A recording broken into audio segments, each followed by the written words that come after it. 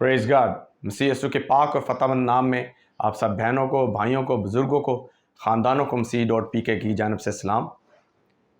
जिस तरह कि आप सब जानते हैं कि सोशल मीडिया का दौर है और हर बंदा कोशिश कर रहा है, हर पास्टर कोशिश करते हैं कि अपनी वीडियो सोशल मीडिया पे दें। हमारे पास भी कुछ एक ऐसी वीडियो पहुंची है जिसमें हमारे पास्टर भाई हैं, उनका कहना ये है कि मरहूम ईमानदारों के लिए दुआ करनी चाहिए। सिंपल अल्फाजों में अगर मैं समझाऊं तो उनका कहना ये है कि कोई भी मुकद्दस शख्स अगर मर जाए तो हमें उसके लिए दुआ करनी चाहिए। आइए हम खुदा के कलाम में से सीखते हैं कि मरहूम ईमानदारों के लिए दुआ करनी चाहिए या नहीं करनी चाहिए, क्योंकि खुदा का कलाम हमारे कदमों के लिए चिराग और हमारी राह के लिए रोशनी है। आइए हम इस कलाम से सीखते हैं कि हमें मरहूम ईमानदारों के लिए दुआ करनी चाहिए या नहीं करनी चाहिए। खुदा के खादम, बुज़ुर्ग, खुदा के सूरमा हमारे दरमियान हैं। मैं उनको दावत दूंगा कि वो आएँ और वो खुदा का कलाम हम सब तक पहुँचाएँ। और आप सबसे रिक्वेस्ट होगी कि ये आज की वीडियो थोड़ी लंबी है, तो आप इसको शुरू से लेकर आखिर तक सुनिएगा ताकि खुदावंद आपको इस कलाम की वसीला से बरकत दे। और ज़्यादा से ज़्यादा शेयर कीजिएगा ताकि सबके पास ये वीडियो जा सके। खुदावंद आप सबको बरकत दे। खुदावंद यीशु मसीह के पाक नाम में मैं तमाम देखने और सुनने वालों को सलाम पेश करता हूँ। आज हम एक बड़े स्पेशल मजमून को आपके सामने रखने लगे हैं जो हर शख्स की जो ज़मीन पर है एक बड़ी ज़रूरत है, और जब ज़मीन से जाएगा तो आने वाले वक्त में ये बातें उसके लिए भला और भलाई का बाइस होंगी। आज हमारा मजमून ज़िंदगी और मौत का है, और थियोलॉजी के अंदर इसको इल्मुल मादियात कहते हैं, या लौट कर जाने की जगह। दूसरे सादा अल्फाज में मौत के बाद क्या होगा, या मुआद का अकीदा भी कहा जाता है, या इल्मुल आखिरत भी कहते हैं। अंग्रेजी में इसको एस्केटोलॉजी के नाम से नामजद किया जाता है।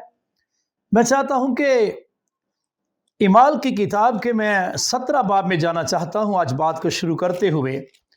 पौलुस रसूल एक दफ़ा यूनान के इलाका में गया, और एथेंस जो यूनान का कैपिटल सिटी है, जब वो उस वक़्त वहाँ से गुजरा तो 16वीं आयत में लिखा हुआ है, जब पौलुस अथीने में उनकी राह देख रहा था तो शहर को बुतों से भरा हुआ देखकर उसका जी जल गया।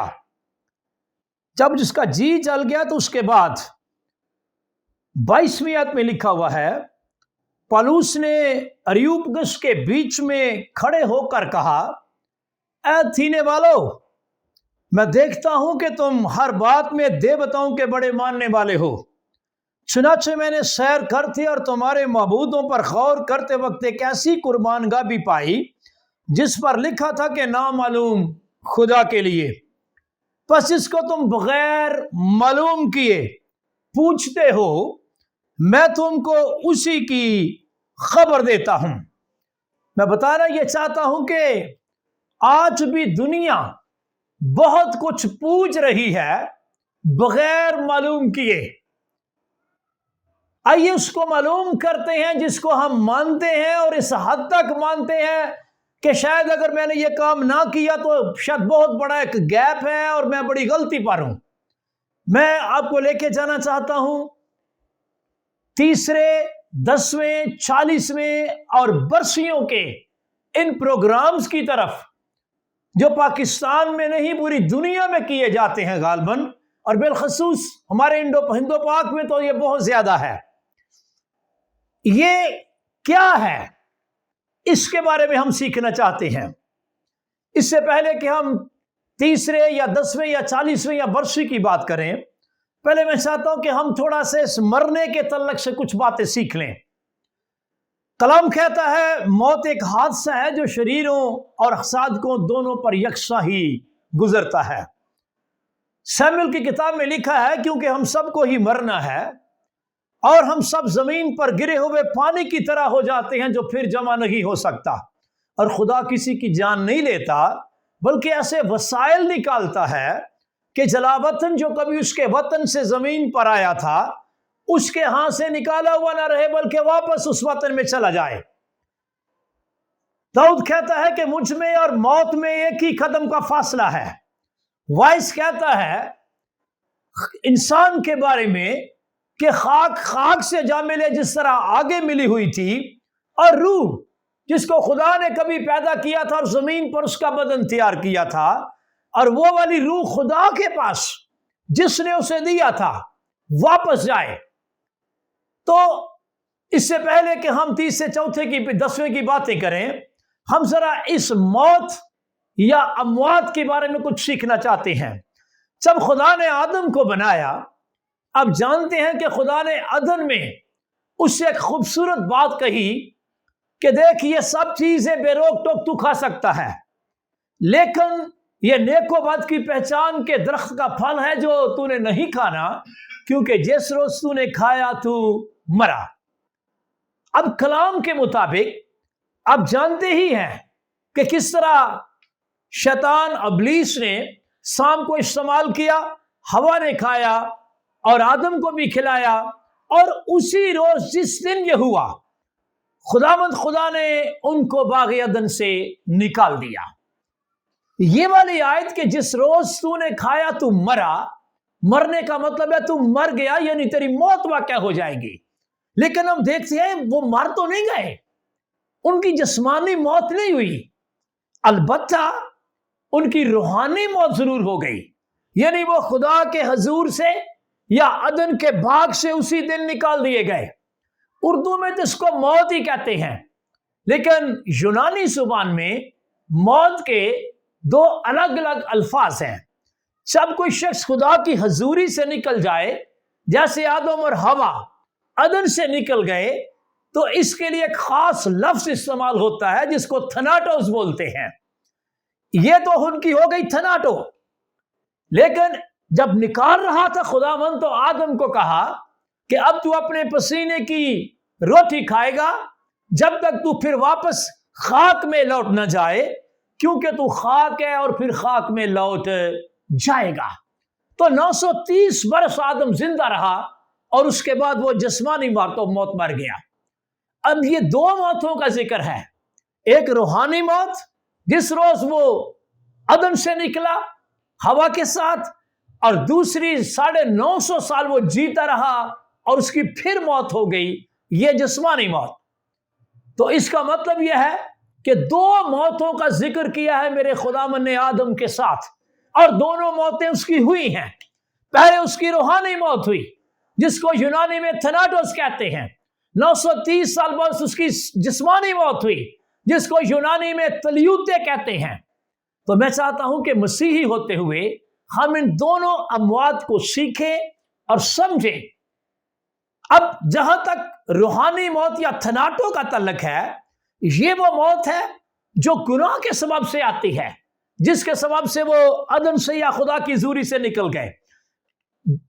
اس موت پر انسان کو اختیار ہے، اگر وہ گناہ نہ کرے تو وہ تھناٹو اس پر نہیں آ سکتی، اور اگر اس نے گناہ کر لیا ہے اور گناہ کو ریموو کر دے، کسی طریقے سے گناہ کو نکال دے توبہ کر کے یا بپتسمہ کے وسیلہ سے، تو اس کی تھناٹو ختم ہو سکتی ہے۔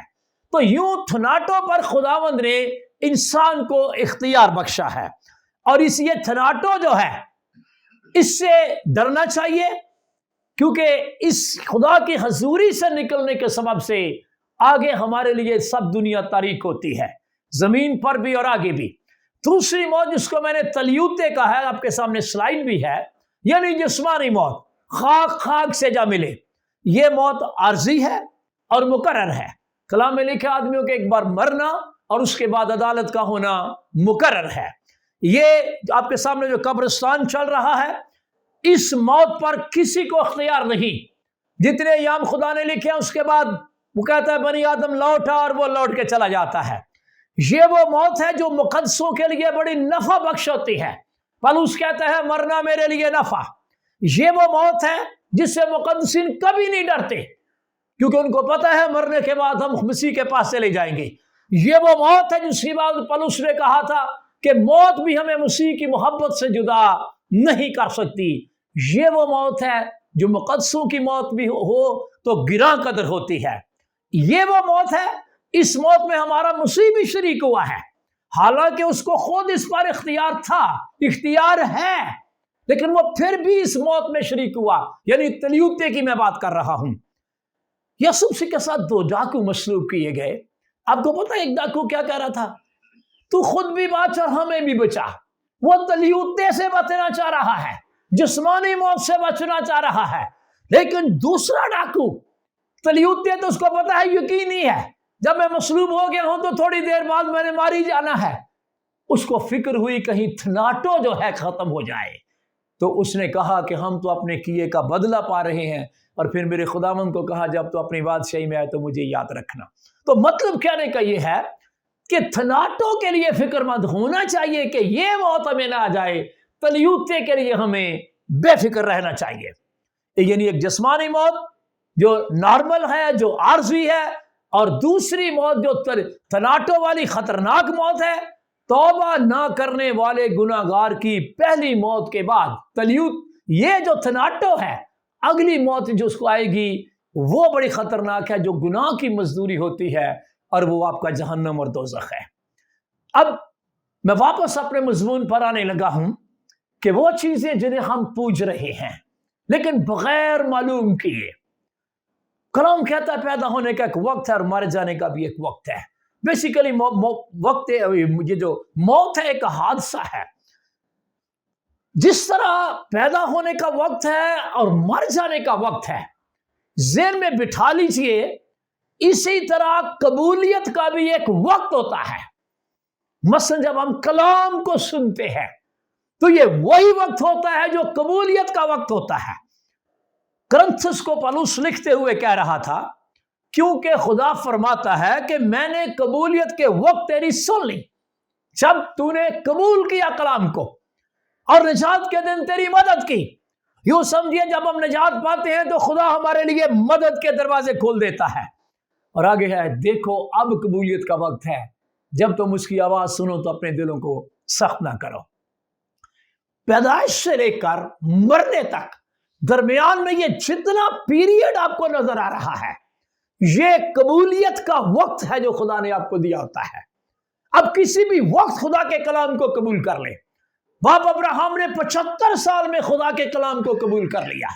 بات عمر کی نہیں، بات یہ ہے کہ اب جب بھی آپ اس کی آواز کو سنیں آپ قبول کر لیں۔ باقی جتنے ایام مقرر ہیں وہ تو خداوند کے نام سے جب وہ کہے گا تو آپ نے واپس چلے جانا ہے۔ اب یہ جو تیسرا، 10واں، چوتھا، 40واں یا پھر برسی ہے، یہ کیا ہوتی ہے؟ اس کو ہم کس طرح، کہاں سے آ گئی ہے ہمارے پاس؟ کیوں ہم اس کو ہم نے اس حد تک آپ کو سر پہ اٹھا لیا ہے کہ کئی دفعہ اگر کوئی نہ کرے تو ہم پوچھتے ہیں آپ نے تیسرا نہیں کرنا، آپ نے 40واں نہیں کرنا، آپ نے 10واں کیا ہی نہیں ہے، یار برسی تو کیا کرو۔ تو یہ کیا باتیں ہیں بیسیکلی؟ آئیے ہم اس کے ذرا بیک گراؤنڈ میں جاتے ہیں۔ میں آپ کو بتانا چاہتا ہوں کہ یہ جو خاص طور پر تیسرے کی، چلو میں پہلے بات کرتا ہوں، جہاں تک یہ تیسرے کا تعلق ہے، اس میں کوئی شک نہیں، کلام میں لکھا ہے کہ رونے والوں کے ساتھ روو اور خوشی کرنے والوں کے ساتھ خوشی کرو۔ سپوز کبھی کبھی اس طرح کے حالات ہوتے ہیں کہ ڈاکٹر کہتے ہیں کسی پیشنٹ کے بارے میں جو مر جاتا ہے کہ اس کی کنڈیشن اس طرح کی ہے کہ اس کو فوراً اس کی تدفین کر دی جائے، اور ہمیں فوری طور پر اس کو دفن کرنے کی پرابلم ہوتی ہے، ہم مجبور ہوتے ہیں، اور ہم کئی لوگوں کو نہیں بتا سکے جو دور سے آنے والے تھے۔ لیکن کلام یہ بھی تو کہتا ہے رونے والوں کے ساتھ روو۔ اب جب وہ دور والے آئیں گے تو وہ کیسے ہمارے ساتھ شریک ہوں گے؟ جب اس طرح کی سچویشن ہو تو یاد رکھیے پھر تیسرا کرنا کوئی برائی نہیں، کیونکہ پولس رسول یہ بھی فرماتا ہے ہماری تعلیم کے لیے کہ ہم ایسی باتوں کی تدبیر کرتے ہیں جو خدا کے نزدیک بھی بھلی ہو اور آدمیوں کے نزدیک بھی بھلی ہو۔ تو یہ ایک اچھی تدبیر ہے۔ اگر سب لوگ رونے والوں میں یعنی ماتم میں شریک نہیں ہو سکے تو پھر آپ تیسرا کریں، یہ کوئی برائی والی بات نہیں ہے۔ لیکن اگر سارے ہی شریک تھے جنازے میں اور پھر آپ کھڑے ہو کے اعلان کر رہے ہیں کہ جی پرسوں اس کا تیسرا ہوگا یا فلاں تاریخ کو، تو میرے خیال میں یہ بے فائدہ ہے۔ اس کی وجہ کیا ہے؟ پولس رسول کہتا ہے کرنتھس کو لکھتے ہوئے کیونکہ وقت تنگ ہے، کلیسیا کے لوگوں وقت تنگ ہے، رونے والے ایسے ہو گویا نہیں روتے، یعنی ماتم کے ایام کو یا ماتم کے اس فنکشن کو لمبا نہ کرتے جاؤ، کوشش کرو اس کو جتنا کنسائز کر سکتے ہو اس کو چھوٹا کرو۔ تو مطلب کہنے کا یہ ہے کہ میرے بھائی یہ جو ہم کرتے ہیں مرنے والے کا 30واں 40واں وغیرہ وغیرہ، کئی دفعہ ہمارے ذہن میں پتہ کیا ہوتا ہے کہ شاید یہ ہم 30واں کریں گے تو اس سے شاید مرنے والے کو کوئی فائدہ ہوگا، یا شاید 10ویں سے کوئی فائدہ ہوگا، یا 40واں کریں گے تو شاید اس کی روح کو شاید کوئی سکون ملے گا، یا پتہ نہیں کیا کیا ہمارے ذہن میں ہے، اور برسی سے ساتھ کچھ شاید کوئی اس کو فائدہ مل جائے گا۔ میں چاہتا ہوں اس بات کو پڑھیے، وائس کی کتاب نکالیے 9واں باب اور اس کی 4، 5 اور 6 آیت میرے پیارے بھائی پڑھیں گے، غور سے سننا جی۔ ہاں جی 4 سے 4 باب جلدی 9 باب 4 جلدی۔ کیونکہ جو زندوں کے ساتھ ہے اس کے لیے امید ہے، اس لیے زندہ کتا مردے شیر سے بہتر ہے، کیونکہ زندہ جانتے ہیں کہ وہ مریں گے، پر مردہ کچھ نہیں جانتے، اور ان کے لیے اور کچھ اجر نہیں، کیونکہ ان کی یاد جاتی رہی۔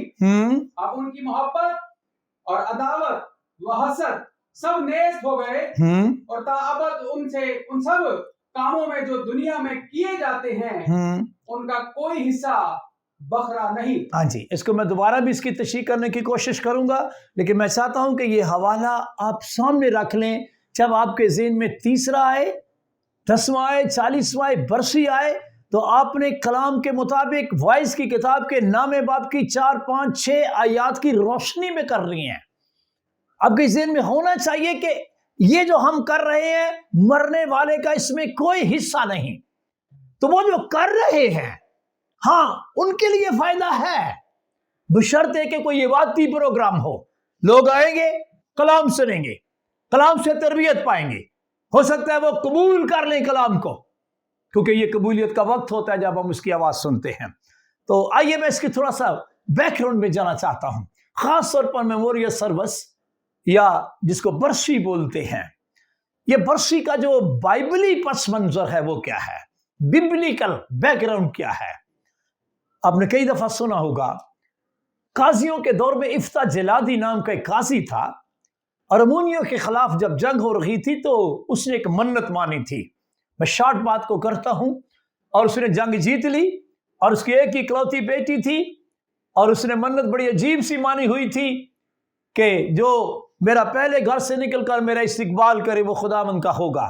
وہ اپنی بیٹی کے ساتھ اسی طرح پیش آیا، اور اسرائیلی عورتوں نے، کلام کہتا ہے کہ چونکہ افتح جلادی کی پیاری بیٹی، اکلوتی بیٹی نے فرما برداری کی انتہا کر دی، ایک مثال قائم کر دی، تو بائبل میں کہتی ہے بنی اسرائیل میں یہ دستور چلا، قضات 11:39 میں لکھا ہے بنی اسرائیل میں یہ دستور چل پڑا، یہ رسم چل پڑی کہ سال بسال، یعنی ہر سال اسرائیلی عورتیں، اب ذرا نوٹ کرنا اس بات کو، اسرائیلی مرد نہیں، اسرائیلی عورتیں جا کر برس میں 4 دن تک افتح جلادی کی بیٹی کی یادگاری یعنی میموریل سروس کرتی تھی۔ مطلب کہنے کا یہ ہے کہ یہ دستور چل پڑا، یہ رسم چل پڑی، اس سے پہلے کوئی برسی نہیں کرتا تھا، یہ بہری بزرگ بنی اسرائیل کی عورتیں تھیں جنہوں نے یہ کام کو شروع کیا۔ ویسے میرے خیال میں عورتیں کو کام شروع کریں تو بڑا لگتا ہے کہ پاورفل ہوتا ہے، عورت کو اچھا کام شروع کر لے تو وہ بھی بہت آگے چلا جائے گا، عورتوں نے یہ شروع کر لیا تو یہ آج تک چل رہا ہے۔ تو مطلب کہنے کا یہ ہے کہ کام کوئی بھی ہو، ویسے میں نے دیکھا ہے بیاہ شادی میں وہی ہوتا ہے جو عورتیں کہتی ہیں، ہے نا؟ مطلب یہ ہے کہ یہ میموریل سروس عورتوں نے شروع کی تھی۔ میں یہ نہیں کہتا کہ کوئی برائی والی بات ہے کیونکہ خدا نے منع نہیں کیا، لیکن کیا وہ سب کی میموریل سروس کرتے تھے؟ نہیں۔ کبھی کسی نے موسیٰ کی نہیں کی، کبھی یشوع کی نہیں کی، کبھی ایلیشع، دانیل، کتنے بزرگ گزرے ہیں किसी की नहीं मेमोरियल सर्विस की। तो इसका मतलब है कि ये सिर्फ महदूद एक प्रोग्राम था, लेकिन अब तो ये आम हो गया है और अब नहीं, ये बड़े सालों से ये चल रहा है। मतलब कहने का ये था कि हमने रोने वालों के साथ रोना भी है, लेकिन मातम को इतना लंबा नहीं करना क्योंकि वक्त तंग है। तो हासिल कलाम ये है, ज्यादा बेहतर है, आई रिक्वेस्ट यू, तमाम बुजुर्गों से, बहनों से भी, भाइयों से भी, मैं बिल्कुल बहनों को कहूंगा, बहनों जो आप काम कहेंगी वो हो जाएगा।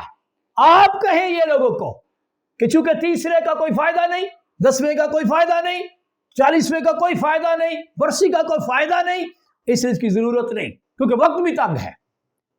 लेकिन अगर कोई करता है तो हम उसको मजबूर नहीं कर सकते कि तू ना कर, क्योंकि इस्राएली औरतों ने या इस्राएल में शुरू हुआ तो खुदा ने मना नहीं किया। लिहाजा इसको समझे, न्यूट्रल लेना है आपने। अगर कोई करे तो हमने मना नहीं करना, अगर कोई ना करे तो हमने मजबूर नहीं करना। हासिल कलाम ये है, मगर एक दिन में रखिए, इसका फायदा जिंदों को होगा, वो भी इस शर्त पर कि अगर वो इबादती प्रोग्राम करें। मैं आगे चलता हूं। क्या हम ये जो तीसरा चौथा वगैरह वगैरह कर रहे हैं, चूंकि मैंने कहा कि हम पढ़ते नहीं, हमारे ज़हन में ये होता है कि शायद हमारे ये करने से मरहूम को कुछ मिल रहा है। क्या हम अपने मरहूमों के लिए कुछ कर सकते हैं? स्लाइड आपके सामने है। नो, नो, बिल्कुल नहीं कर सकते कुछ। आज इस बात को नोट कर लीजिए। मैं नहीं कहता तेरा कलाम मेरे कदमों के लिए चिराग और मेरी राह के लिए रोशनी है। यूहन्ना को आवाज आई, मुकद्दस यूहन्ना रसूल, आसमान पर उसको आवाज आई, यूहन्ना बहुत कुछ तूने लिखा, ये भी लिख। मुबारक है वो मुर्दे। कौन से मुर्दे? जो आपसे खुदावंद में मरते हैं। रूह फरमाता है, क्या फरमाता है? क्योंकि वो अपनी मेहनतों से आराम पाएंगे, दूसरों की मेहनतों से नहीं। जो उन्होंने जिंदगी में मेहनतें की हैं उससे आराम पाएंगे। और उनके जो मर गया है, जो मसीह में सो गया है, उनके ईमाल उनके साथ साथ होते हैं। हम मुर्दों के पीछे कोई चीज नहीं बेच सकते। उनकी मेहनतें उनके साथ होती हैं और उनके ईमाल उनके साथ होते हैं। अच्छा, हम तीसरा भी ना करें, हम 10वां भी ना करें, 40वां भी ना करें, परसी भी ना करें, तो फिर क्या करें? कुछ तो करने को दिल करता है। मैं समझता हूं जितने भी लोग इस दुनिया में जिनका कोई ना कोई प्यारा दुनिया से चला गया है, अब मैं उनको कहूं कि आप उनको याद ना करें, ये कैसे हो सकता है? ये नामुमकिन बात है, ये गलत बात है। ना मैं कहूंगा ना ऐसा होता है। आप कभी भी ऐसा नहीं होता कि आप उनको याद ना करें। नहीं, आप याद कर सकते हैं, आप याद रखें। मैं कहता हूं उनके खूबसूरत इमाल को याद रखें, उनकी खूबसूरत तालीम को याद रखें, अगर वो कलाम के मुताबिक बसर करके गए हैं। उनकी नसीहतों को याद रखें।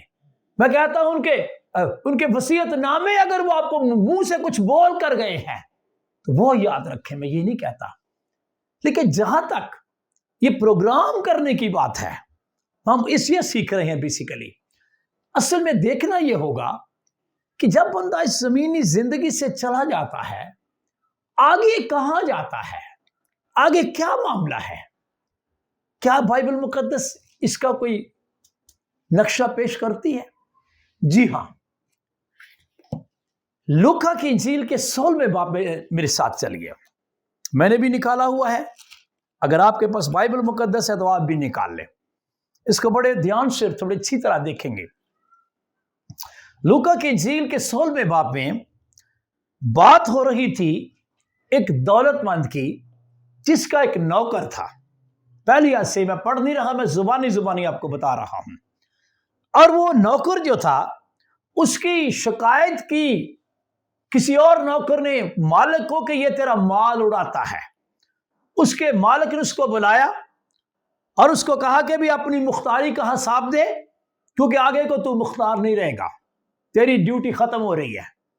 थोड़ा सा इसको टाइम मिल गया, अभी फौरन नहीं खत्म की, अभी उसको वार्निंग मिल गई कि अब अपना साथ दे, तेरा नौकरी खत्म होने लगी है। तो उसने थोड़े से वक्त से फायदा उठाया, तो जल्दी से उसने कलाम कहता है, पढ़ता नहीं जुबानी जुबानी, सोचने लगा कि मट्टी तो मुझसे खोदी नहीं जाती, भीख मांगने से शर्म आती है, अब मैं समझ गया मैं क्या करूंगा। अच्छा, क्या किया उसने? जल्दी से मालिक के कर्जदार को बुलाया, उसको पूछा कि भाई तुझ पर मेरे मालिक का क्या आता है? वो कहना कि जी 100 मन तेल तेरे मालिक ने देना है। कहता चल ऐसे कर, ये 100 काट और इसकी जगह जरा बैठकर 50 लिख दे। दूसरे से पूछा तेरा, कहता जी 100 मन, और तू 80 लिख दे। यानी दूसरे लफ्जों में वो मालिक को नुकसान पहुंचा रहा है और नौकरों का ख्याल कर रहा है, जो कर्जदार है उनका ख्याल कर रहा है, कर्जदारों के वो दिल मोह रहा है, कर्जदारों का भला कर रहा है, कर्जदारों पे रहम कर रहा है। 100 मन जिसने देना है वो 50 दे, 100 वाला 80 दे, तो फायदा तो है उसको। अच्छा, मालिक को पता है मेरा ये शरीर नौकर क्या कर रहा है, लेकिन फिर भी उसने उसकी होशियारी की बड़ी तारीफ की। आप इसको जरूर पढ़े तो बहुत आपको मजा आएगा। और ये मेरा यस्सु बता रहा था, ये भी आपको बता दूं। लिखा है मालिक ने बेईमान मुख्तार की तारीफ की, हालांकि वो मालिक को नुकसान पहुंचा रहा है, इसलिए कि उसने होशियारी की थी, हेरा फेरी की इतनी उसने तशरीह की, होशियारी की उसने, खास तारीफ की है। और फिर नतीजा क्या निकाला? यीशु मसीह कहते हैं मैं तुमसे कहता हूं कि नाराजगी की दौलत से अपने लिए दोस्त पैदा करो जैसे इसने पैदा कर लिए हैं, ताकि जब वो जाती रहे, जब तुम्हारी नौकरी खत्म हो जाए, तो ये तुमको, ये दौलत जिससे तुमने दोस्त पैदा किए हैं, तुमको हमेशा के मस्कनों में जगह दे। बात दौलत की हो रही थी। आगे आप घर में पढ़े तो बात दौलत का ही मजमून चलता जा रहा था। फिर मेरे मालिक ने कहा तुम दौलत और खुदा दोनों की खिदमत नहीं कर सकते हो। तो मतलब कहने का यह है कि जब तक तुम्हारे पास दौलत है, इसको यूज करो और इससे और जगह बनाओ कहीं, इसको रख नहीं छोड़ो, यूज इट। और ये बात आगे मजीद बताने के लिए यीशु मसीह ने एक दौलतमंद का जिक्र किया। डायरेक्ट आ जाए 19वीं आयत में, तो मेरे यीशु मसीह ने कहा कि एक दौलतमंद था जो अरगवानी और महीन कपड़े पहनता और हर रोज खुशी मनाता और शान और शौकत से रहता था, और लाजर नाम में गरीब नसूरों से भरा हुआ उसके दरवाजा पर डाला गया था। उसे आरज़ू थी कि दौलतमंद की मेज से गिरे हुए टुकड़ों से अपना पेट भरे, बल्कि कुत्ते भी आकर उसके नसूर चाटते थे। और ऐसा हुआ कि वो गरीब मर गया, यानी लाजर मर गया। स्लाइड आपके सामने है, मैं चाहता हूं आप स्लाइड की मदद से इस बात को सीखें।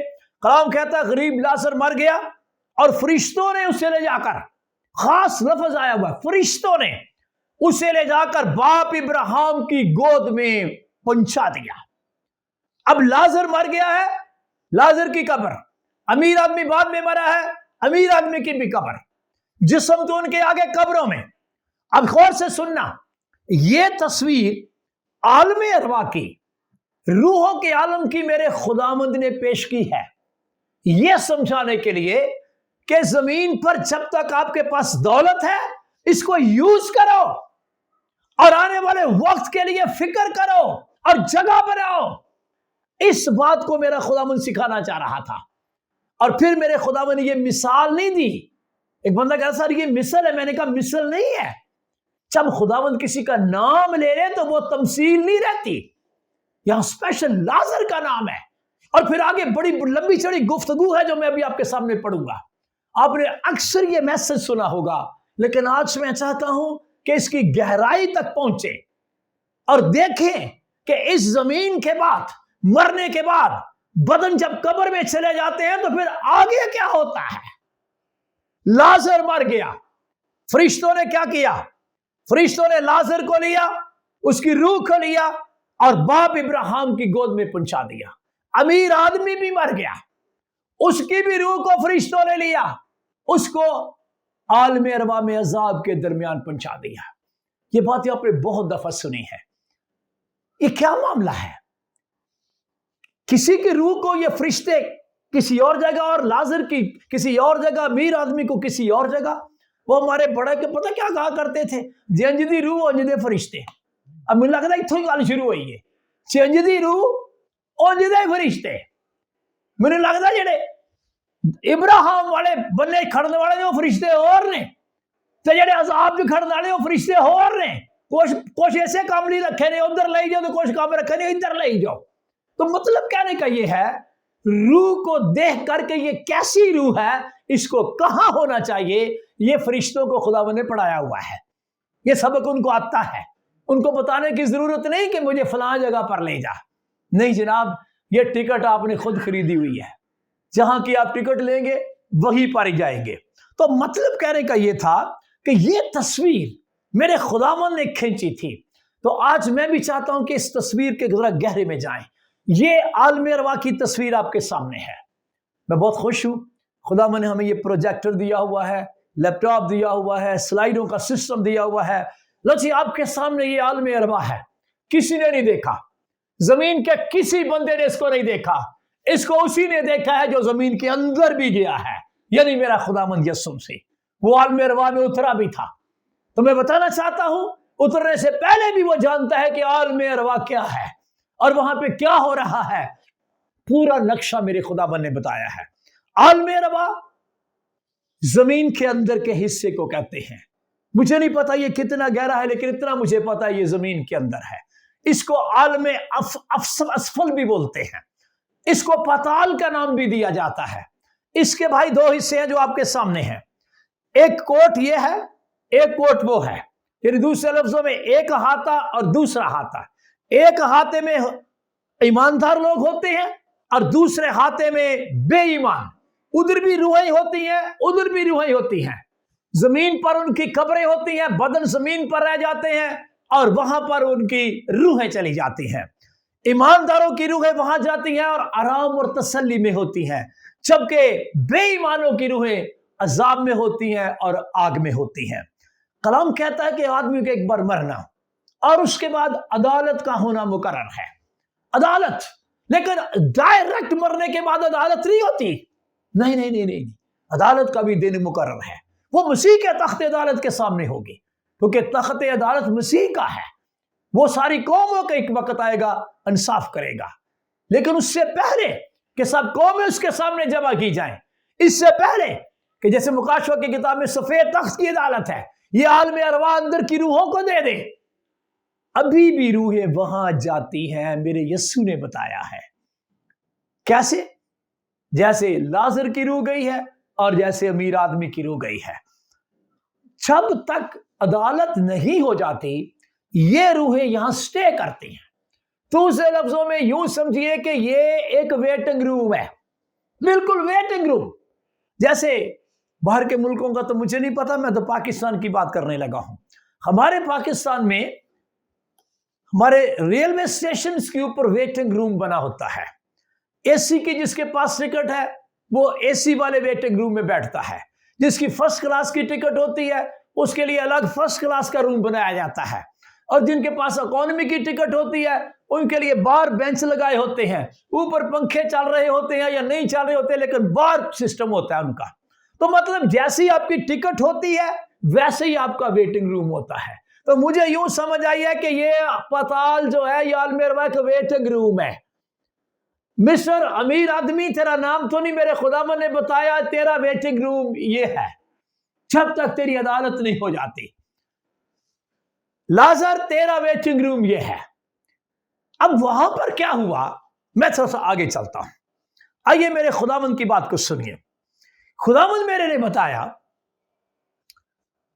ये अमीर आदमी जो बड़ी शान और शौकत से रहता था, हर रोज खुशी मनाता, और कभी इसने लाजर की परवाह नहीं की, हालांकि उसके दरवाजे पर डाला गया था। इसने उस लाजर की रूह को देखा और बाप इब्राहिम की गोद में देखा, और उसने पहली पुकार की। मैंने इसको 3 पुकारों में तकसीम किया है। पहली पुकार सुनिए इसकी, कहता है, बाप इब्राहिम मुझ पर रहम करके, बाप इब्राहिम मुझ पर रहम कर। पहली इसकी जो पुकार है वो है रहम की अपील। क्या रहम कर? इस लाजर को भेज, लाजर को भेज के अपनी उंगली का सिरा पानी में भगोकर मेरी जुबान तर करे, क्योंकि मैं इस आग में तड़पता हूं। ये पहली पुकार थी इसकी। जवाब सुनिए, जवाब सुनिए। बेटा, बाप अब्राहम, ये बाप कह रहा है और बाप उसे बेटा कह रहा है। बेटा, याद कर, याद कर। इसका मतलब है हमारी मेमोरी खत्म नहीं होती, हमारी यादें हमारी रूह के अंदर होती हैं। आइए भी सीख लीजिए, आपकी मेमोरी आपकी रूह में होती है, जिस्म में नहीं होती। आपकी रूह चली जाएगी, मेमोरी साथ जाएगी। याद कर कि तू अपनी जिंदगी में अपनी अच्छी चीजें ले चुका और उसी तरह लाजर बुरी चीजें, लेकिन अब वो यहां तसल्ली पाता है और तू तड़पता है। अब इसका यह मतलब ना समझ लेना कि जिसको अच्छी चीजें मिल गई हैं वो अजाब में जाएगा। नहीं, अच्छी चीजें मिली लेकिन अच्छी चीजों को उसने यूज नहीं किया। खुदा ने दौलत दी लेकिन उसने उसको यूज नहीं किया, उससे फायदा नहीं उठाया, यह मतलब था। और लाजर बेचारे को एक तो अच्छी चीजें ना मिली, लेकिन यह जरूर है कि जो उसे मिला है उसने अपनी रूह का फिक्र किया है। यह बात है, उसने रूह का फिक्र किया और तूने जिस्म का फिक्र किया है। और बेटा, इसके अलावा एक और भी बड़ा प्रॉब्लम है, क्योंकि वो कह रहा था लाजर को बेच।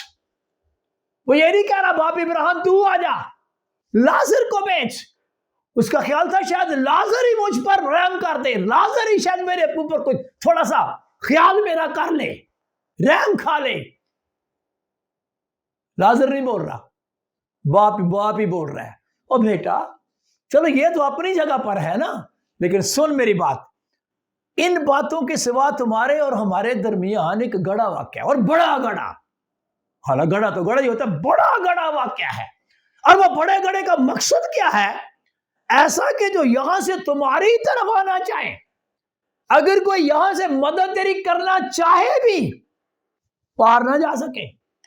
यहां से उधर कोई भी नहीं जा सकता, कोई जाना चाहे भी ना तेरी मदद के लिए। इवन के तेरा बेटा भी जाना चाहे नहीं जा सकता है, तेरा भाई भी जाना चाहे नहीं जा सकता है, तेरा कोई सगा भी जाना चाहे नहीं जा सकता है। और एक और बात भी, और ना कोई उधर से हमारी तरफ आ सके। अगर कोई कहे कि मैं तड़प रहा हूं तो भाग के इधर आ जाओ, इट इज ऑल्सो इम्पॉसिबल। ये कौन तस्वीर बता रहा है?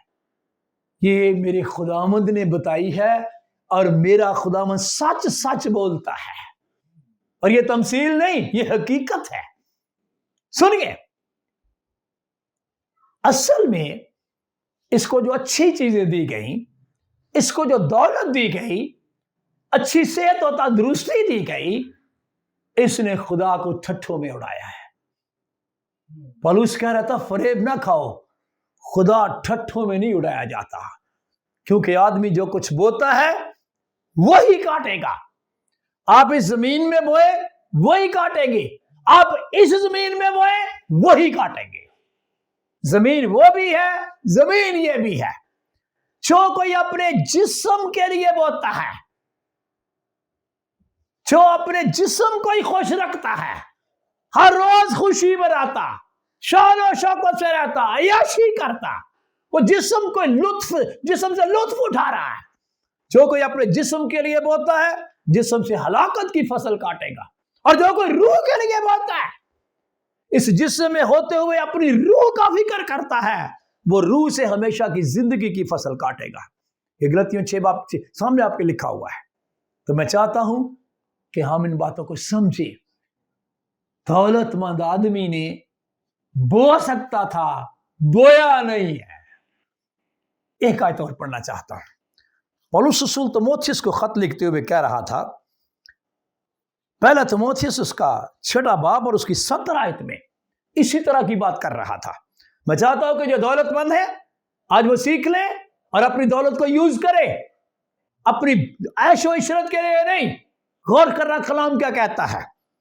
इस मौजूदा जहान के दौलतमंदों को हुक्म दे कि मगरूर ना हो, क्योंकि दौलत सबसे पहला वार जो बंदे पर करती है वो मगरूरी का करती है। और नापायदार दौलत पर नहीं, बल्कि खुदा पर उम्मीद रखें, जो हमें लुत्फ उठाने के लिए सब चीजें अफराद से देता है। और नेकी करें। अगर खुदा ने हमें दौलत दी है तो इस दौलत से नेकी करें।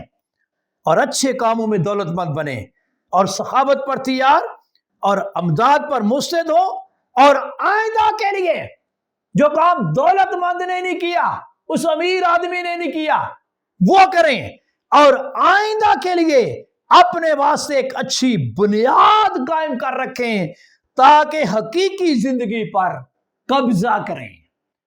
لازر حقیقی زندگی پر قبضہ کر گیا، امیر آدمی جسم کے لیے بوتا رہا۔ اس بات کو میرا خداوند سکھا رہا تھا۔ اب میں تھوڑا سا آگے چلتا ہوں، بھائی وہی آتا ہوں۔ پکار نمبر 2، ابراہیم کے ساتھ جو گفتگو ہو رہی ہے امیر آدمی کی روح کی، وہ پیغام، وہ پکار۔ پھر کہتا ہے باپ ابراہیم چلو ٹھیک ہے، یہ ادھر نہیں آ سکتا، میں تو ویسے نہیں جا سکتا، مجھے تو سمجھ ہی نہیں آ رہی نا۔ اے باپ ابراہیم میں تیری منت کرتا ہوں۔ کیا کرتا ہوں؟ منت، کہ تو اسے یعنی اس لازر کو میرے باپ کے گھر بیچ، کیونکہ میرے 5 بھائی ہیں، چھٹا میں ہوں، 5 میرے نیچے ہیں، زندہ ہے، ابھی مرا میں ہی ہوں، تاکہ وہ یہ لازر جائے ان کے سامنے ان باتوں کی گواہی دے، وہاں کیا ہوتا ہے، مرنے کے بعد آگے کیا ہو رہا ہے، لازر بتائے۔ یہ میرے یسوع نے بتایا تاکہ میں بتاؤں اور میرے ہم خدمت بتائیں، اور آج میں آپ کو بتا رہا ہوں۔ لازر نہیں آ کے بتائے گا، ہم بتائیں گے وہاں کیا ہوتا ہے۔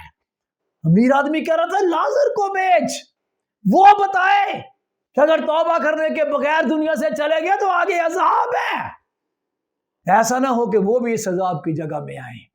اور باپ ابراہیم نے کیا کہا؟ ان کے پاس، جن کا تو فکر کر رہا ہے نا 5 بھائیوں کا، ان کے پاس موسیٰ اور انبیاء تو ہیں، ان کی سنیں۔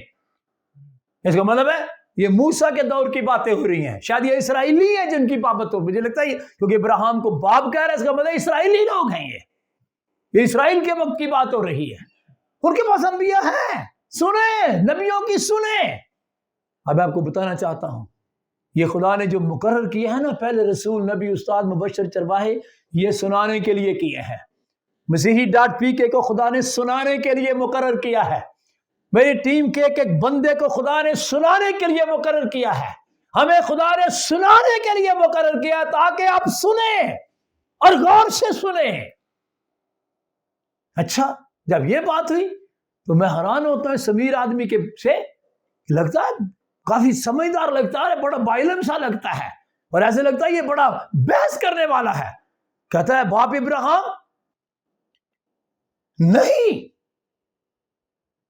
تو جو کہہ رہا ہے نا کہ وہ انبیاء کی سنے، نہیں نہیں نہیں، کہتا پھر کیا ہے؟ او بھائی، اگر کوئی مردوں میں سے ان کے پاس جائے گا، یعنی اگر لازر جائے، پتال میں سے نکلے لازر جائے میرے بھائیوں کے پاس، تو وہ توبہ کریں گے۔ لو جی، آپ اس کو سمجھ آئیے، امیر آدمی کو آپ سمجھ آئیے، میرے بھائیوں نے توبہ نہیں کی، میں نے بھی توبہ نہیں کی، عیاشی کرتے رہے ہیں، خدا نے بہت کچھ دیا تھا اور تو بہت کچھ کیا، توبہ نہیں کی۔ میں آپ کو بتانا چاہتا ہوں، توبہ کریں۔ امیر آدمی کی سنیں کیا کہہ رہا ہے۔ ویسے تو میرے خیال میں یسوع کی سن لینی چاہیے، میرے تو خیر رسولوں کی سن لینی چاہیے، یوحنا بپتسمہ دینے والے کی سن لینی چاہیے، ہم سب توبہ کی بات ہی تو کر رہے ہیں، اور امیر آدمی بھی وہاں جا کر توبہ کی حقیقت کو سمجھ گیا ہے۔ کہتا ہے اس کو بیچ، مردوں میں سے کوئی جائے گا تو وہ توبہ کریں گے۔ وہ تو الگ بات ہے، ابراہیم نے بولا بیٹا جب وہ زندوں کی نہیں سنتے تو مردوں میں سے بھی اگر کوئی جائے گا تو اس کی کہاں سنیں گے۔ تو میں آپ کو بتانا چاہتا ہوں، یہ بھائی جو نقشہ کھینچا ہے، جو آپ کے سامنے سلائیڈ پر ہے، یہ میرے خداوند کا نقشہ ہے، میں نہیں بتا رہا۔ میں آپ کو بتانا چاہتا ہوں کہ امیر آدمی کا نیچے کوئی اگر 10واں کرے یا 30واں کرے یا 40واں کرے یا برسی کرے تو کیا مجھے بتائیں اس عذاب میں سے یہ نکل سکتا ہے؟ جس نے یہ کہا ہے لازر کو بھیج تاکہ وہ میرا 30واں، تاکہ وہ میرا 40واں کر دے، تاکہ وہ میری برسی کیا کرے۔ او بھائی، برسیاں کرنے سے بات نہیں بنے گی، جہاں پہنچا دیا ہے فرشتوں نے صحیح پہنچایا ہے۔ اور اگر وہ کر بھی دے تو کیا آپ مردے جانتے ہیں؟ نہیں. بھائی اس کی کتاب میں کیا پڑھ رہے تھے؟ مردے کچھ بھی نہیں جانتے اور ان کے لیے کچھ بھی اجر نہیں، کیونکہ ان کی یاد بھی جاتی رہی ہے، اور اب ان مرحوموں کی جو مر گئے ہیں محبت، عداوت، حسد سب نیست ہو گئے ہیں، اور تابت ان سب کاموں کا یعنی تیسرا، 10واں، 40واں یا برسی جو زمین میں کیے جاتے ہیں ان مرنے والوں کا کوئی حصہ بکھرا نہیں. نام تو ہے، حصہ بکھرا کوئی نہیں ہے. اچھا ہم تیسرا بھی نہ کریں، اگر سارے آ گئے ہیں تو ہم 10واں بھی نہ کریں، ہم 40واں بھی نہ کریں، ہم برسی بھی نہ کریں، جی وقت تنگ ہے. تو پھر کچھ نہ کچھ تو کرنے کو دل کرتا ہے. پھر کیا کریں؟ کویسچن ہے تو بھائی ہم کیا کریں؟ کچھ تو کریں. اچھا چلو اور کچھ تو دعا ہی کر لیں ان کے لیے. یہ تو بڑا سادہ طریقہ ہے. شاید آپ اتفاق کریں گے کہ چلو دعا تو کر لو یار، دعا کا تو کوئی مسئلہ نہیں، دعا تو کرنی چاہیے. اچھا ایک بات یاد رکھنا، یہ تو واقعی کلام میں لکھا، رب سچ مچ اس دی سندا ہے دعا جو اس تو منگتا ہے. یہ تو ٹھیک بات ہے، یہ تو کلام کی بات ہے. لیکن ایک بات یاد رکھیں، دعا کرنے سے پہلے ایک آیت ضرور یاد رکھیں جو میں آپ کو اوپر سے پڑھنا چاہتا ہوں.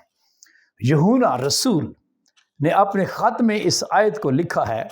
اس کا پہلا ہی خط ہے، اس کا 5واں باب ہے، جیسے کہ آپ کے سامنے سلائیڈ بھی ہے. اس کی 14ویں آیت میں لکھا ہوا ہے، اور ہمیں جو اس کے سامنے یعنی خداوند کے سامنے دلیری ہے، دلیری کے سبب کیا ہے؟ اس کا سبب یہ ہے کہ اگر اس کی مرضی کے موافق کچھ مانگتے ہیں، اگر اس کی خدا کی مرضی کے موافق کچھ مانگتے ہیں تو وہ ہماری سنتا ہے. اس کا مطلب آپ اس کی مرضی کے مخالف مانگے تو کیا وہ سنے گا؟ غور سے سنیے میری بات. میں آپ کو دعا کرنے سے منع نہیں کرتا، آپ ضرور دعا کریں، ضرور کریں، لیکن دعا کرنے سے پہلے یہ دیکھیں کہ جو میں مانگ رہا ہوں آیا یہ خدا کی مرضی ہے کہ نہیں ہے. میں ایک مثال دیتا ہوں، شاید آپ بہتر طور پر سمجھ جائیں. ایک بندہ تھا تو اس کی گائے تھی، اور وہ جب بھی گائے کا دودھ دھوتا، یعنی پنجابی کہتے ہیں دودھ چوندا، دودھ کاڑدا، تو وہ پڑوسیوں کا ایک گدھا ہوتا اور وہ بھی ادھر ہی ہوتا تھا. اتفاق کی بات کہ جب بھی وہ گائے کا دودھ دھوتا تو وہ گدھا بول پڑتا، اور گدھا یکدم بولے تو بندہ بھی ڈر جاتا ہے، تو گائے تو بیچاری گائے ہے. اب جو ہی وہ دودھ دھوتا فوراً گدھا بول پڑتا، اور وہ کئی دفعہ اس کی بالٹی ادھر چلی گئی، کئی دفعہ وہ گائے بھاگ گئی، اور کئی دفعہ دودھ گر گیا. یعنی مطلب کیا کہ وہ گدھے سے تنگ آ گیا. یار یہ اس کو یہی وقت ملتا ہے، جب بھی میں دودھ نکالتا ہوں اسی وقت یہ بولنا شروع کر دیتا ہے، اور کتنا نقصان ہو جاتا ہے. اس نے دعا کرنا شروع کر دی، اے خداوند یہ پڑوسیوں کا گدھا مار دے. اب دعا سنیں ذرا غور سے، لگ رہا ہے کہ وہ ٹھیک ہی دعا کر رہا ہے، میرا نقصان کر رہا ہے، تو کہتا خداوند یہ گدھا مر جائے. پتہ نہیں وہ مہینہ دعا کرتا رہا، خداوند یہ گدھا چک لے، گدھا چک لے. اچھا پتہ کیا ہوا؟ شاید مہینہ تو گزرا اور وہ بڑا حیران رہ گیا کہ وہ گدھا تو نہ مرا، اس کی گائے مر گئی. گدھا نہ مرا، گائے مر گئی. یہ کیا ہو گیا؟ پھر دعا کرتا ہے خداوند میں تجھے گدھا کہتا رہا ہوں، تو نے میری گائے مار دی ہے. مجھے لگتا ہے خداوند تجھے گائے اور گدھے میں پتہ نہیں چلا، الٹا خدا کو کہہ رہا ہے کہ شاید خدا کو ہی نہیں پتا کہ گدھا اور گائے میں کیا فرق ہے. او بھائی خدا کو تو سب کچھ پتا ہے، تیری دعا خدا کی مرضی کے مطابق نہیں. تو آپ کا کیا خیال، آپ جو مانگیں گے خدا دے دے گا؟ نہیں آپ کہیں فلاں مر جائے. وہ پتہ پنجابی کہندے سن وہ کاواں دے آکھے ٹور نہیں مرے کدی. او بابا سمجھے، دعا کریں، میں کب کہہ رہا ہوں نہ کریں، لیکن پہلے دیکھ تو لیں آپ کی دعا کہاں تک افیکٹو ہوگی. کیونکہ اگر ہم اس کی مرضی کے مطابق کچھ مانگتے ہیں تو وہ ہماری سنتا ہے. اس آیت کو کبھی نہ بھولیں. کیا ہماری دعا سے گناہ گار مردے مبارک مردے بن سکتے ہیں؟ یوحنا نے کو آواز آئی، لکھ، کیا لکھ؟ کہ دعا کیا کر تاکہ گناہ گار مردے مبارک مردے ہو جائیں. नहीं, लिख, मुबारक है वो मुर्दे जो आपसे खुदावंद में मरते हैं, वो ही मुबारक है, वो अपनी मेहनतों से आराम पाएंगे। मैं आपको ये बताना चाहता हूं, हमारी दुआ से गुनाहगार मुर्दे मुबारक नहीं हो सकते। पढ़िए इस आयत को, वाइस 8 बाब की 12 आयत में लिखा हुआ है, अगरचे गुनाहगार 100 बार बुराई करे और उसकी उम्र भी दराज हो, बड़ी लंबी उम्र हो, तो भी उन्हीं का भला होगा जो खुदा तरसे और उसके हुजूर कांपते हैं। इसका मतलब है आपका एटीट्यूड कैसा है। आपकी ये नहीं कि आपकी उम्र बड़ी लंबी है। भाई, मुबारक मुर्दा मुबारक ही रहता है और गुनाहगार मुर्दा गुनाहगार ही रहता है। आपने सीखा नहीं, एक ले लिया जाएगा, दूसरा छोड़ दिया जाएगा। एक शख्स मुझसे पूछ रहा था, भाई जी ये किस तरह ले लिया जाएगा, ये खुदावंद क्या देख के लेगा? मैं क्या, जिस तरह तू टमाटर टोकरी में से टमाटर देख देख के लेता है ना, इसी तरह ही खुदा ले लेगा। क्या मतलब? मैं आपको पता, पाकिस्तान में उल्टे गंदे गंदे टमाटर भी उन्होंने मुद्दे मारे होते हैं, लेकिन हम देख देख के निकाल लेते हैं। ऐसे ही खुदा निकाल लेगा। एक ले लिया जाएगा, दूसरा छोड़ दिया जाएगा। खुदा को पता है मैंने कौन सा लेना है। और दानियल कह रहा था, ये जितने सो रहे हैं, जो खाक में सो रहे हैं, उनमें से बतेरे जाग उठेंगे, बाज हयात अब्दी के लिए और बाज रसवाई और जिल्लत के लिए। क्या ये जो जिल्लत के लिए और रसवाई के लिए उठे, क्या इनका तीसरा नहीं किसी ने किया? क्या इनका 40वां नहीं कभी किसी ने किया? क्या इनकी बरसी नहीं करता रहा? और नहीं हो भाई, ये आपका तीसरा 40वां बरसियां जो है ना, ये किसी गुनाहगार मुर्दे को मुबारक मुर्दा नहीं बना सकती, और ना आपकी दुआएं बना सकती हैं। अब भाई, जिस वीडियो की बात कर रहे थे, जो भी शख्स था खुदावंद उससे निजात और बरकत दे, वो फरमा रहे थे कि जी मरहूम ईमानदारों के लिए दुआ करनी चाहिए। मेरा भी क्वेश्चन है, अगर करें या ना करें। भाई अभी आपने को मैंने बताया है भाई, यूहन्ना कह रहा था सारी दुनिया शरीर के कब्जा में है, उनकी अक्लों को वैसे इस जहान के खुदा ने अंधा किया हुआ है, और खुदा का बेटा आ गया है, और हम खुदा के बेटे पर ईमान लाते हैं, और खुदा का बेटा आ गया और उसने हमें समझ दी है। और पौलुस कह रहा था समझ में जवान बनो, ना हो कोड़िया खचरा मांगर तो दे कुछ भी नहीं है, समझो नानू, बात को समझे। खुदावंद यीशु ने स्पेशल शागिर्दों का ज़हन खोला, किताब मुकद्दस को समझे, दुआ करने से पहले समझे कि मैं जो दुआ करने लगा हूं, क्या मांगने लगा हूं, ये मैं चाहता हूं। मैं भी आपको बता रहा था कि 2 डाकू मेरे खुदावंद के साथ मसलूब हुए थे, बदकार भी लिखा हुआ है।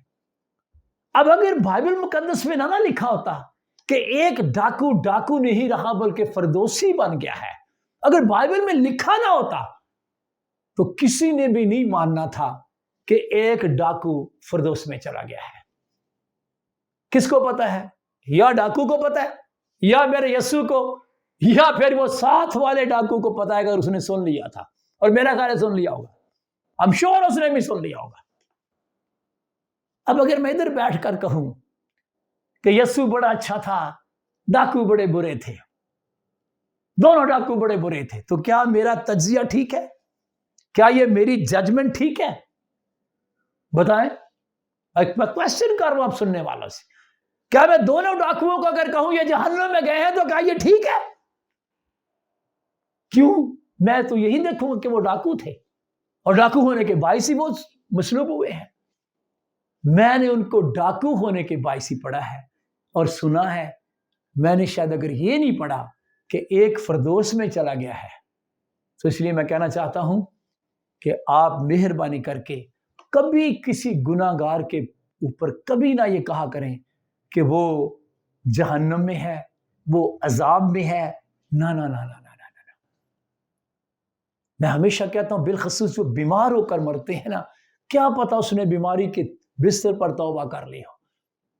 मैं एक दिन किसी जगह बता रहा था कि बीमार होकर मरना भी एक बड़ी मुबारक बात होती है कि आदमी को तौबा करने का वक्त मिल जाता है। मसलूबियत भी बड़ी अच्छी मौत है, कुछ वक्त मिल जाता है बंदे को। शायद एक्सीडेंट इतना अच्छा भी अच्छा नहीं है। तो मेरे कहने का मतलब यह है, कभी किसी गुनाहगार के ऊपर स्टैंप ना लगा दे کبھی نہ کہیں، کیونکہ میرے یسوع کے الفاظ میں کبھی نہیں بولتا کئی آخر اول اور اول آخر ہو جائیں گے. I request you please don't be judge. یسوع مسیح نے کہا تھا ایب جوئی نہ کرو، ججمنٹ نہ کرو، جج نہ بنے پلیز، جج بھی نہ بنے، وکیل بھی نہ بنے. میں یہ بھی آپ کو بتا رہا ہوں.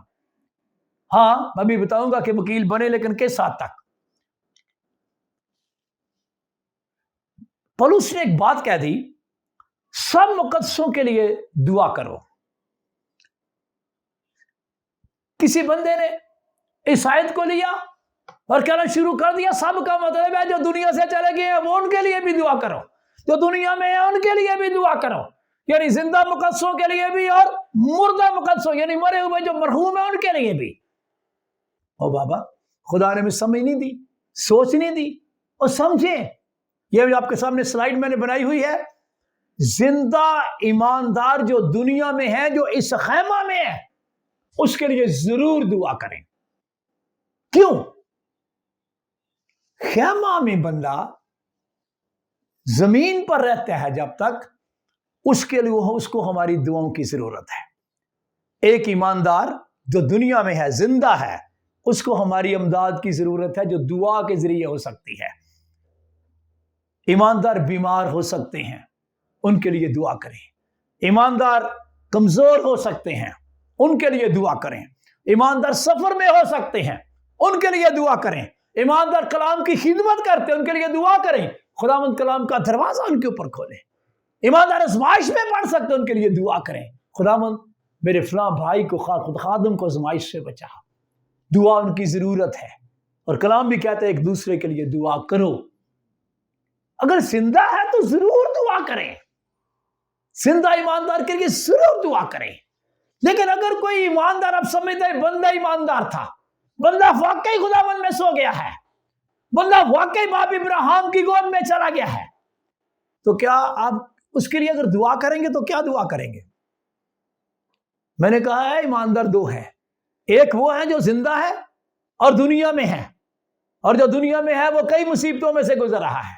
اور ایک ایماندار ہے جو خداوند میں سو گیا ہے، وہ آرام میں ہے. اب مجھے یہ بتائیں کہ ایک ایماندار آرام میں، اس کے لیے کیا دعا کریں گے آپ؟ کیا دعا کریں؟ کیا میں فرض کرو میں دعا کرنے لگا ہوں، مرحوم ایماندار کے لیے میں دعا کرنے لگا ہوں، کیا دعا کروں؟ پہلی بات تو مرحوم ایماندار، وہ بندہ ہی ایماندار ہے، وہ مر گیا ہے تو خداوند میں سو گیا ہے، کیا دعا کروں؟ سوچیں ذرا، تھوڑی دیر کے لیے سوچیں، میں اس بندے کے لیے کیا دعا کروں؟ میں آپ کو ایک مثال دیتا ہوں. اب روٹیوں کے، آپ پتھر کے لیے دعا کریں، اے خداوند اس پتھر کو روٹیاں بنا دے، یہ تو مجھے سمجھ آ گئی. اب روٹیوں کو کہیں خداوند ان روٹیوں کو روٹیاں بنا دے، کیا یہ ٹھیک ہے؟ بولو، کیا یہ ٹھیک ہے؟ وہ ایک بندہ پہلے ہی باپ ابراہیم کی گود میں، اس کے لیے کیا دعا کرو گے کہ نکل جائے یہاں سے؟ ایک بندہ پہلے تسلی میں ہے، خداوند یہ تسلی میں کیوں چلا گیا، یہ دعا کرو گے؟ یہ میں نے بڑی لمبی سلائیڈ بنائی ہوئی ہے. اور جن ایمانداروں کو خدا کا کلام مبارک مردے کہتا ہے، اور جو باپ ابراہیم کی گود میں ہے، جن کی موت گراں قدر ہے، جن کا مرنا نفع ہے، وہ نفع میں ہے. آپ نے کبھی پولس کے لیے دعا کی ہے؟ کیوں نہیں کرتے؟ کیونکہ مرنا اس کے لیے تو نفع ہے. وہ تو کہتا ہے میں نے زندگی کے راسمالی کا تاج رکھا ہوا ہے میرے لیے. اب کیا دعا کرے گا اس کے لیے؟ اس کا تاج میرے سر پر آ جائے. سمجھ میں جوان بنو. دعا کرنے سے پہلے سوچو میں کیا مانگنے لگا ہوں. ایماندار کے لیے دعا، کیا دعا کرو گے؟ جو مسیح کے پاس چلا گیا ہے، کیا دعا کرو گے؟ واپس آ جا. مقدس ایمانداروں کے بابت کلام میں لکھا ان جیسے ایماندار ہو جاؤ. وہ تو ہمارے لیے نمونہ ہے، نہ کہ ہماری دعاؤں کے محتاج ہیں. تو میں ہاتھ جوڑ کر منت کرتا ہوں، سمجھیں سمجھیں سمجھیں. مرحوم ایمانداروں کے لیے دعا ایک لفظ یا ٹرم ہی غلط ہے، یا اصطلاح ہی غلط ہے. غور کریں اس بات کے لیے. ہاں اگر وہ زندہ ہے تو اس کو ہماری دعا کی ضرورت ہے. زندوں کے لیے جو ایماندار نہیں ان کے لیے ہمیں ضرور دعا کرنی چاہیے. کیا کہ سب کی توبہ تک نوبت پہنچے. شفا کے لیے ان کی دعا کی ضرورت ہے، یہودیوں کے لیے دعا کی ضرورت ہے، غیر قوموں کے لیے دعا کی ضرورت ہے۔ یہودیوں کے لیے دعا کیا کریں، وہ نجات پائیں۔ پولس بھی کہہ رہا تھا میں دعا کرتا ہوں کہ میرے یہودی بھائی نجات پائیں۔ غیر قوموں کے لیے بھی دعا کرنی چاہیے، خداوند وہ نجات پائیں۔ لیکن یار مرحوم ایماندار کے لیے میں کیا دعا کروں؟ پھر آپ اپنے لیے دعا کریں، خداوند مجھے ان جیسا ایماندار بنا دے۔ اس کے لیے نہ دعا کریں، اپنے لیے دعا کریں۔ تو پلیز اپنی دعاؤں کو کریکٹ کریں۔ I request you, correct your sense. Be sensible. ویسے میں ایک بات آپ کو بتاؤں، یہ جو کتنے بھی ایماندار باپ ابراہیم کے پاس گئے تھے نا، آپ کو پتا میرا خداوند جو مصلوب ہوا تھا تو کلام میں لکھا کہ وہ نیچے کے علاقہ میں اترا بھی۔ افسیوں کے خط میں لکھا ہوا، ضرور پڑھیے، میری سلائیڈ آپ کے سامنے ہے۔ میرا خداوند یسوع ان سارے ایمانداروں کو، لازر کو بھی، ابراہیم کو بھی، اور پرانے عہد کے جتنے، میرا کہنے کا مطلب ہے کہ کلوری تک جتنے ایماندار تھے وہ سب کو ساتھ لے گیا تھا۔ اور اس کے بعد اب کوئی بھی ایماندار عالم ارواح میں نہیں جاتا، اب امیر آدمی جیسے لوگ عالم ارواح میں ضرور جاتے ہیں، شریریں کی روحیں وہاں جاتی ہیں۔ اور یہ بھی عدالت کے دن پڑھتا نہیں، کلام میں لکھا ہے کہ جب سفید تخت کی عدالت ہوگی تو عالم ارواح بھی اپنے اندر کے مردوں کو دے دے گا۔ یہ ہو گیا امیر آدمی، یہ ان کی بات میں کر رہا ہوں۔ تو بھائی یہاں سے خداوند ان کو نکال کر لے گیا تھا، اب ان کے لیے مزید کسی طرح کی دعا کرنے کی ضرورت نہیں ہے۔ اب یہ جو دعا ہم کرتے ہیں، اب سمجھتے ہیں کہ ہم غمگینوں کو تسلی دے رہے ہیں۔ شاید یہ بات آپ کو بڑی متنازع سی لگ رہی ہو، لیکن میں سچائی بیان کر رہا ہوں۔ آپ کسی مرد پر جاتے ہیں اور جا کر کھڑے ہو کر دعا کرتے ہیں، بلکہ میں نے دیکھا کہ اکثر خادم یہی دعا کرتے ہیں، بھائی وہ ایماندار ہے، بے ایمان ہے، واٹ ایور ہی از، کچھ بھی ہے، فوراً دعا کریں گے اے خداوند اس کو باپ ابراہیم کی گود میں پہنچا۔ اب مجھے بتائیں، جس کے لیے آپ یہ دعا کر رہے ہیں باپ ابراہیم کی گود میں پہنچا، تو آپ نے ثابت کر دیا کہ یہ باپ ابراہیم کی گود میں نہیں ہے۔ ہو سکتا ہے اس نے توبہ کی ہو سکتا ہے خداوند یسوع مسیح کے نام میں اس نے بپتسمہ لیا ہو سکتا ہے اس نے روح القدس پایا ہو، وہ نیا مخلوق ہو، وہ مسیح میں سو گیا ہو۔ آپ ابراہیم کی گود میں کہہ رہے ہیں، وہ تو مسیح کے پاس پہنچ چکا ہے۔ اب آپ کیا کہہ رہے ہیں؟ باپ ابراہیم کی گود میں پہنچا، وہ تو پہلے وہاں پہنچا ہوا ہے۔ اور جب آپ کہتے ہیں نا کہ اس کو باپ ابراہیم کی گود میں پہنچا، اس کا مطلب ہے آپ یہ ثابت کر رہے ہیں کہ وہ عذاب والی جگہ پر ہے۔ اور کیا آپ کی دعا سے وہاں سے بندہ آگے چلا جا سکتا ہے؟ جا سکتا ہے؟ سوچئے ذرا، سوچئے میرے خداوند نے کیا بولا ہے۔ اور میں کہتا ہوں ابراہیم کی بات سن لو۔ اگر ابراہیم شفاعت کر سکتا تو آپ کو پتا ابراہیم سے بڑا تو شفاعتی دنیا میں کوئی نہیں۔ آپ کو یاد ہے سدوم اور عمورہ کے وقت ابراہیم نے شفاعت کی تھی، خداوند اگر وہاں 50 ہو، 45 ہو، 30 ہو، 20 ہو، 10 ہو، اور ابراہیم سے بڑا شفاعتی کون ہے؟ اس کی تو شفاعت کلام میں لکھی ہوئی ہے۔ میں آپ کو بتانا چاہتا ہوں بھائی، اگر شفاعت ہو سکتی ہو تو ابراہیم خود بڑا شفاعتی ہے، لیکن اس نے کہا سوری۔ ابراہیم سوری کر رہا ہے اور آپ اس کو وہاں پہنچانا چاہ رہے ہیں۔ او بھائی، یہ کہنا کہ اس کو باپ ابراہیم کی گود میں پہنچا، آپ نے ثابت کر دیا کہ جس کے لیے آپ دعا کر رہے ہیں یہ کہاں ہے، یہ عذاب میں ہے۔ تو جب آپ کہیں گے، بتائیں گے کہ یہ عذاب میں ہے، جب سنائیں گے کہ یہ عذاب میں ہے، تو کیا وہ گھر والے تسلی پائیں گے؟ غور سے سنو میری بات، جتنے بھی خادمین سن رہے ہیں وہ بھی سن لیں۔ ہرگز کبھی کے لیے ایسی دعا نہ کرنا باپ ابراہیم کی گود میں پہنچا۔ آپ نے تو مور کر دی کہ یہ بندہ عذاب میں ہے، یہ بندی عذاب میں ہے۔ وہ تسلی پائے گا؟ وہ آپ سے پوچھ ہی لے کہ بھائی صاحب آپ نے جو کہا ہے باپ ابراہیم کی گود میں پہنچا، تو کیا وہی باپ ابراہیم کی گود میں نہیں ہے؟ آپ جو کہہ رہے تھے ادھر پہنچا، تو پھر آپ کیا کہیں گے؟ نہیں میں کھنڈیا سا تسلی دینے کے لیے کہہ رہا تھا، اینج تسلی آئے گی؟ اس طرح نہیں تسلی ہوتی۔ ان باتوں سے تسلی ہوتی جو پولس نے کہا ہے تسلونیکے کے خط لکھتے ہوئے، کہ جو خداوند میں سو گئے ہیں، جب میرا خداوند آئے گا تو پہلے وہ زندہ ہو کر استقبال کریں گے۔ اور پولس کہہ رہا تھا ان باتوں سے لوگوں کو تسلی دیا کرو، جن باتوں سے پولس کہہ رہا ہے، کلام کہہ رہا ہے، ان باتوں سے۔ آمین۔ میں آپ کو بتانا چاہتا ہوں یہ جو زندہ ہے ان کے لیے بڑی امید ہے. جیسے بزرگوں نے پڑھا تھا کہ یہ جو زندہ کتا ہوتا ہے یہ مردہ شیر سے بہتر ہوتا ہے. زندوں کے لیے امید ہے کیونکہ وہ ان کے پاس ابھی قبولیت کا وقت ہے, وہ قبول کر سکتے ہیں. پر یہ مردے جو مر گئے ہیں, سلائیڈ آپ کے سامنے ہے, ان کو کچھ پتہ نہیں. تیسرا ہو رہا ہے, ان کو کوئی پتہ نہیں میری قبر پکی ہے کہ کچی ہے, سلیب اوپر لگائی ہے کہ نہیں, آیت کون سی لکھی ہوئی ہے. بھائی یہ جسم ہے اور جسم خاک میں مل گئی ہے. روح جیسی روح تھی ویسے فرشتے وہ لے گئے ہیں اور جہاں پہنچانی تھی انہوں نے پہنچا دیا ہے. اور جتنے بھی کام زمین پر ہو رہے ہیں ان کا اس میں کوئی ان کا بکھرا حصہ نہیں ہے. میں آپ کو بتا رہا ہوں کہ ان کے لیے دعا کیا کریں جو زندہ ہیں, ان کی جسمانی ضرورت کے لیے, روحانی ضرورت کے لیے, تاکہ اگر وہ توبہ کر لیں گے, مسیح کو پہن لیں گے بپتسمہ کے وسیلے, وہ مر بھی جائیں گے تو بھی میرا خدا من جب آئے گا تو وہ استقبال میں اکٹھے ہوں گے اور زندہ بھی آپس میں مل جائیں گے. کئی دفعہ کچھ لوگ بڑا اس بات کو بڑا عجیب سا سمجھتے ہیں کہ جی وہ یسوع نے بھی تو قبر پر جا کر دعا کی تھی. مجھے بھی پتہ کی تھی. لازر کی قبر میں میرا یسوع کیا دعا واقعی دعا کی ہے, لیکن کیا وہ دعا کرنے گیا تھا کہ لازر کو زندہ کرنے گیا تھا؟ اس کو سیکھتے ہیں. جب میرا خداوند لازر کی قبر پر گیا ہے نا تو غور سے سنیے, اگر آپ کا کوئی مسکنسیپٹ ہو تو اس کو کلیئر کیجئے. کلام میں لکھا ہوا ہے, پھر یسوع نے آنکھیں اٹھا کر کہا, وہ جو دعا کی ہے وہ دعا لکھی ہوئی ہے, اے باپ میں تیرا شکر کرتا ہوں کہ تو نے میری سن لی, اور مجھے تو معلوم تھا کہ تو ہمیشہ میری سنتا ہے, مگر ان لوگوں کے باعث جو آس پاس کھڑے ہیں جو یسوع کے ساتھ گئے تھے, اس میں مریم بھی تھی, مارتا بھی تھی, اور بھی لوگ جو تسلی دینے آئے تھے وہ بھی تھے. مسیح کہتے ہیں مگر ان لوگوں کے باعث جو آس پاس کھڑے ہیں میں نے یہ کہا ہے, یہ جو دعا میں کر رہا ہوں ان کے لیے کر رہا ہوں کہ وہ ایمان لائیں کہ تو ہی نے مجھے بھیجا ہے. یسوع نے جو دعا کی ہے ان کو سنایا ہے جو آس پاس کھڑے تھے. آپ کیا سمجھتے اس نے باپ کو کہا باپ لازر کو زندہ کر دیں؟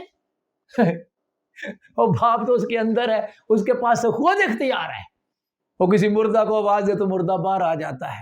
تو میں آپ کو بتانا چاہتا ہوں بھائی, یسوع نے جو جا کے قبر پر دعا کی تھی مردہ کے لیے نہیں کی تھی.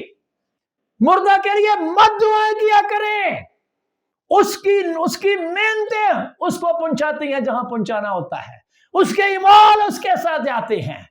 آپ کے اعمال اور آپ کی دعائیں اس کے ساتھ نہیں جاتی. پلیز مس ٹریک نہ ہو. بے شک یہ گمراہی کا دور ہے, مجھے پتا ہے گمراہی انتہا تک پہنچ چکی ہے. شکر کرتے ہیں تیرا کلام میرے قدموں کے لیے چراغ اور میرا کے لیے روشنی ہے. کلام کو سامنے لائیں. کلام کیا کہتا ہے, کلام کیا کہتا ہے. امیر آدمی کی روح کے بارے میں کیا وہ وہاں سے سرک سکتی ہے کہ نہیں.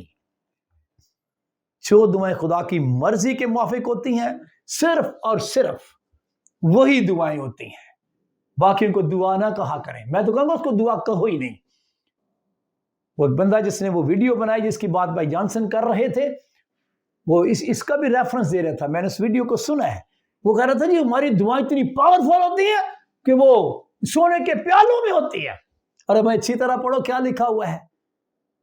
یوحنا کیا ہے اوپر, یوحنا نے تخت دیکھا ہے.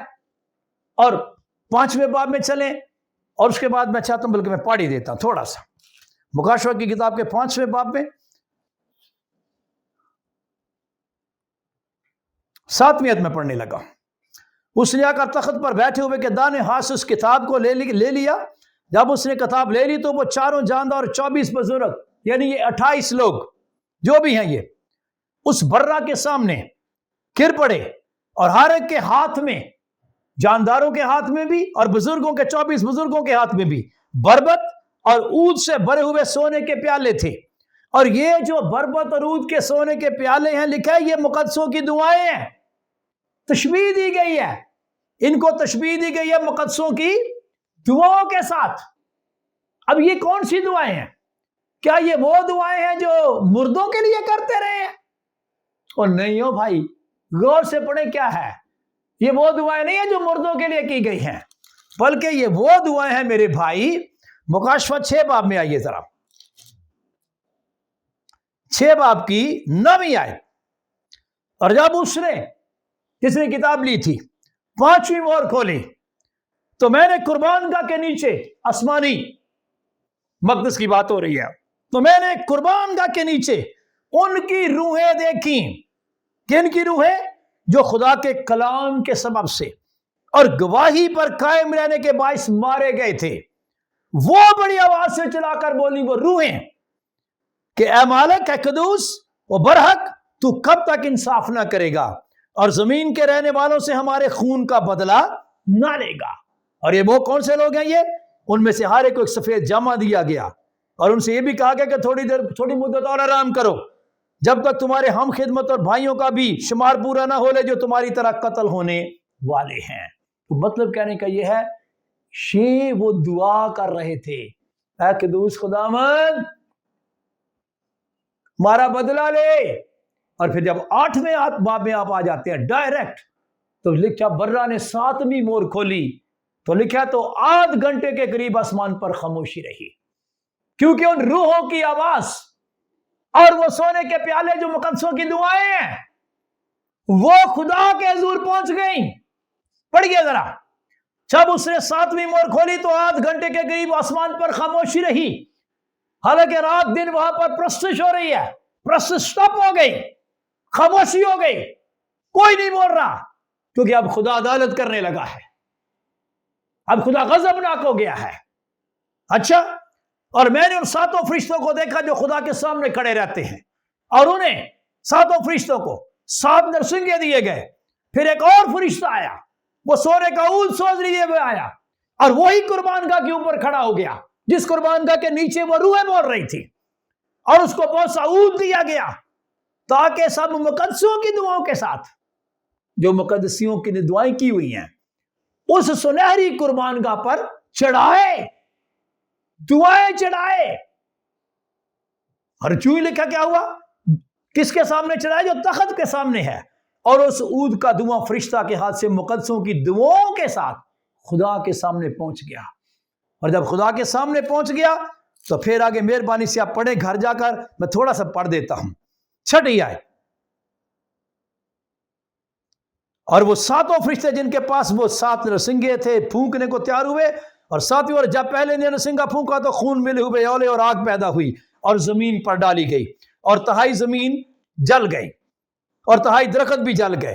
اور 8ویں آیت، اور جب دوسرے فرشتے نے نرسنگا پھونکا تو گویا آگ سے جلتا ہوا ایک بڑا پہاڑ سمندر میں ڈالا گیا، اور تہائی سمندر خون ہو گیا، اور سمندر کی تہائی جاندار مخلوق مر گئی، اور تہائی جہاز بھی تباہ ہو گئے۔ پھر 10ویں آیت، اور جب تیسرے فرشتے نے نرسنگا پھونکا تو ایک بڑا ستارہ مشعل کی طرح جلتا ہوا آسمان سے ٹوٹا اور تہائی درخت دریاؤں اور پانی کے چشموں پر آ پڑا۔ اس ستارے کا نام ناگدونا تھا۔ میں چاہتا ہوں کہ آپ اس کو گھر میں پورا پڑھیں اور اس کے بعد آگے چلیں۔ چوتھا نرسنگا، تو میں چاہتا ہوں کہ آپ سب کو نرسنگے کو باری باری دیکھیں۔ تو یہ خدا نے انتقام لیا ہے زمین پر رہنے والوں سے۔ کس چیز کا؟ ان لوگوں کا انتقام لیا جن کے سر یسوع مسیح کی گواہی دینے اور کلام پر قائم رہنے کے وسیلہ سے کاٹے گئے تھے۔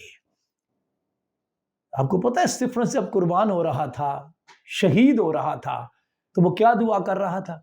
اے خداوند یسوع، میری روح کو تو قبول کر اور ان کا گناہ ان کے ذمہ نہ لگا۔ اور پتہ میرے یسوع نے ٹیچنگ دی ہوئی تھی، یہ تعلیمی واز میں، پہاڑی واز میں کہا تھا، دشمنوں کا بھلا چاہو اور اپنے ستانے والوں کے لیے دعا کرو۔ اور رومیو 12 باب میں کیا لکھا ہے؟ انتقام نہ لو، انتقام لینا میرا کام ہے۔ میں آپ سب مقدسوں کو بتاؤں، میں کہنا چاہتا ہوں، آپ جتنے مقدسین ہیں، اگر مسیح کے سبب سے، گواہی دینے کے سبب سے، کلام پر قائم رہنے کے سبب سے اگر آپ دکھ اٹھاتے ہیں، صبر کرتے ہیں، تو یہ خدا کی مرضی کے مطابق ہے اور خداوند آپ کا انتقام لے گا۔ یقین کیجئے، وہ آپ کی یہ جو دعا ہے نا، خداوند تو ہی جانتا ہے۔ جیسے داؤد کہتا تھا، میرا مقدمہ آپ پہ تو اللہ، سچی عدالت تیری۔ میں آپ کو بتانا چاہتا ہوں، یہ وہ دعائیں ہیں، یہ ہیں مقدسوں کی دعائیں۔ اور مقدسوں کی مردوں کے لیے نہیں مقدسین دعا کرتے۔ آپ کہتے ہیں مقدس مردوں کے لیے دعا کرتے ہیں؟